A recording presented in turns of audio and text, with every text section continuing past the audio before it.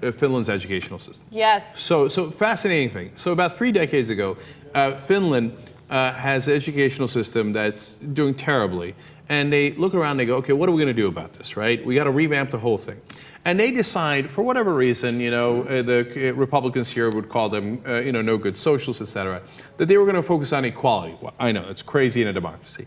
And it's not equality of results because they didn't even do tests. They don't do any testing until the age of 16, okay? So no standardized testing, et cetera.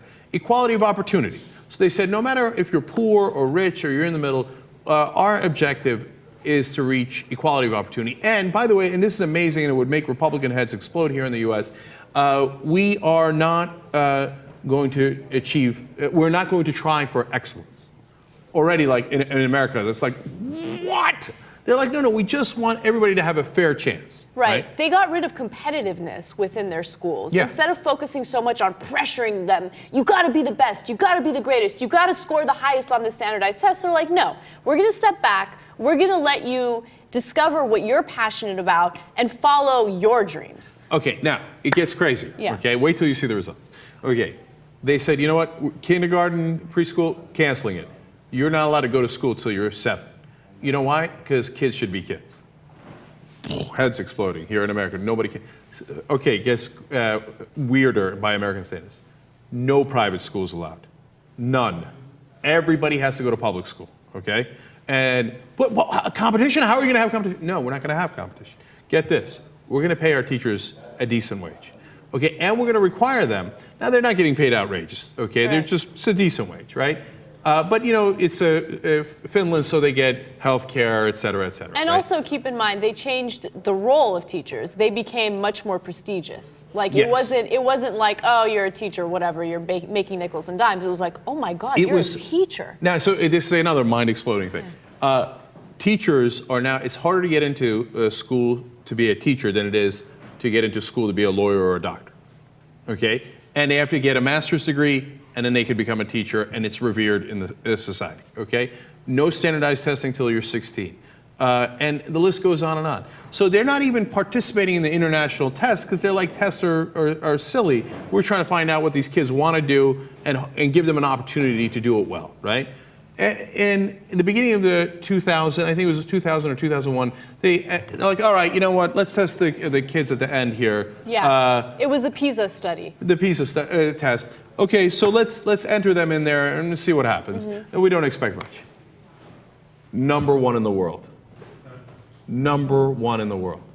And they said, well, it must have been a fluke. Even the Finnish thought it must have been an accident. We're not even trying for excellence. We're just trying to get people a fair chance, right? So they retested several times, not that year, in the ensuing years.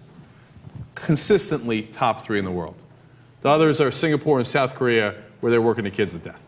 Okay, keep it real, okay? And they're succeeding, and that's a different way of doing it. And look, and that's and one could argue about what's the better way to go. But, so, and then the guy who is the head of their education department, basically their education minister, comes and lectures here in the US. It's a hilarious story in the Atlantic. He's explaining to the Americans, we don't do competition. The Americans are like, all right, so anyway, how do you compete? They're like, no, but we do cooperation. Like, okay, anyway, so what are your private schools up to? They're like, we don't have private schools. He's like, okay, so anyway, what are your private schools doing? Okay, no, but we don't have private schools. Like, he's explaining the system, and it's not fitting into their head. Like, the Americans are like, I don't. So anyway, the bottom line is, what? More competition, right? He's like, it's like, no, that is not the bottom line. It's the exact opposite of the bottom line. And so, and he's written a book about it, and they say Americans try to learn from the Finnish model, but of course, in the New York Times coverage of that story, so a different article, they quote somebody from a conservative think tank saying, oh, well, you can't do the Finnish model here, obviously. I mean, it's a totally different situation. Number one, they're much smaller.